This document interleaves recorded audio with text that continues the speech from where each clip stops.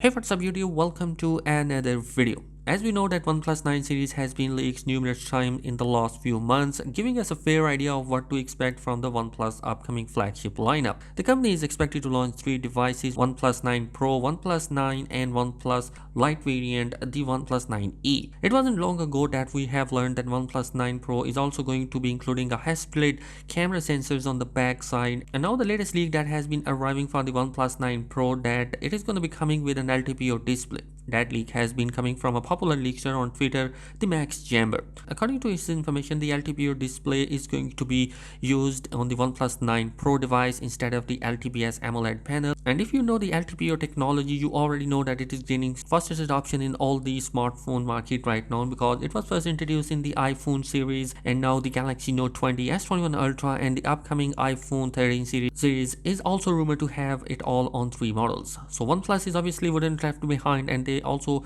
thinking to implement the LTPO technology on their upcoming OnePlus 9 Pro device.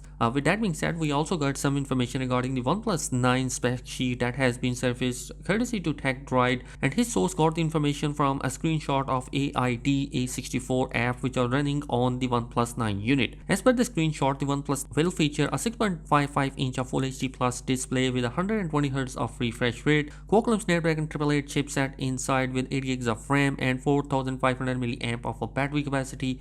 The screenshot also suggests that OnePlus 9 will feature a 12 megapixel rear facing camera and a 4.1 front facing camera.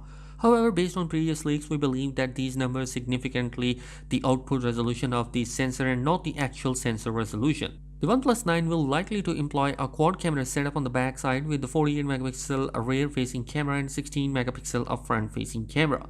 Both the phones are shaping up to be good phones, but one cannot deny that the competition is going to be very tough, especially on the premium end. It remains to be seen how OnePlus plans to set its phone apart from its competitors and possibly emerge out ahead.